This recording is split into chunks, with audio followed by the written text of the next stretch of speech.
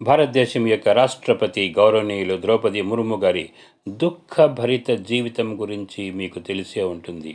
అందరి జీవితంలో చింత, దుఃఖం ఉండటం సహజమే. అయితే వాటిని అధిగమించి సఫలతను సాధించి జీవితానికి కొత్త మలుపును ఎవరు ఇస్తారో వారినే అందరూ ప్రేరణగా తీసుకుంటారు. ఇలాంటిదే ద్రౌపది ముర్ము గారి కథ. ముందు కొడుకు, తర్వాత భర్త, మరొక కొడుకు యొక్క మరణం జరిగిన తర్వాత కూడా ముందుకు సాగుతూ వచ్చారు. తన దుఃఖాన్ని దూరం చేసుకోవడం కోసం ద్రౌపది గారు ఎలాంటి మార్గాన్ని ఎంచుకున్నారో తెలుసా? ఏ ఆధారాన్ని ఎంచుకున్నారంటే, అలసి ఓడిపోయి నిరాశలో ఉన్న ద్రౌపది గారు చేసి దేశానికి మహాన్మహిగా ఏ ఆధారంతో కాగలిగారు? 2009వ సంవత్సరంలో మొదటి కొడుకు మరణించారు. 2013-14లో వారి జీవితంలో మరో సునామీ వచ్చింది. అందులో వారు తన మరో కొడుకును మరియు భర్తను కోల్పోయారు. వాటన్నింటినీ దాటుకోవడానికి ద్రౌపది గారికి మరో ఆధారం లభించింది.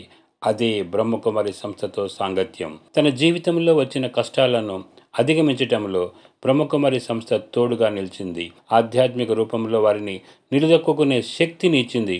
ఒకవేళ బ్రహ్మకుమారి సంస్థ పరిచయం కాకుంటే తన జీవితం డిప్రెషన్తో ముగింపు పలికి ఉండేది. ద్రౌపది ముర్ము గారి శ్యామ్ చరణ్ ముర్ము గారితో పెళ్లి జరిగింది. ఇది లవ్ మ్యారేజ్. వారికి సంవత్సరం తర్వాత ఒక కూతురు పుట్టింది. 3 సంవత్సరాల తర్వాత 1984లో కూతురు చనిపోయింది. ఇది ముర్ము గారికి మొదటి షాక్. అయితే మెల్లమెల్లగా ఆ షాక్ నుండి తేరుకున్నారు. ఆ తర్వాత వారికి 2 కొడుకులు, ఒక కూతురు పుట్టారు. 2009 నుండి 2014 వరకు వారి జీవితం దుర్భరమైంది. 2009లో వారి సోదరుడి ఇంట్లో తన 25 సంవత్సరాల కొడుకు ఆకస్మిక మరణం. ఈ ఘటనతో వారు పూర్తిగా కృంగిపోయారు. కొడుకు మరణాన్ని తట్టుకోలేకపోయారు. వారు అందరితో కలవటం మానేశారు. డిప్రెషన్లోకి వెళ్ళిపోతున్నారు. బ్రహ్మకుమారి సంస్థ గురించి వారికి ఇంతకుముందే పరిచయం ఉంది. వారికి ఫోన్ చేశారు. తర్వాత వారు కోర్స్ చేశారు. అంతకు ముందే ఇక్కడికి ఎందుకు రాలేదు నేను అని వారికి అనిపించింది. కార్యకర్తల బలవంతంపై మరోసారి ప్రజలతో కలవటం మొదలుపెట్టారు. తరువాత ఈ సంస్థతో వారి అనుబంధం పెరిగింది. 2013లో వారి 2వ కొడుకు రోడ్డు ప్రమాదంలో మరణించారు. 1 నెల తర్వాత వారి చిన్న సోదరుడు మరియు తల్లి కాలం చేశారు. 2014లో వారి భర్త తోడు కూడా పోయింది. ఈ దుఃఖాల కొండను దాటడం కోసం వారు ఆధ్యాత్మిక ఆధారాన్ని తీసుకున్నారు. ఏ బ్రహ్మకుమారిస్ గురించి మనం మాట్లాడుకుంటున్నామో వారి గురించి కూడా మనం తెలుసుకుందాం.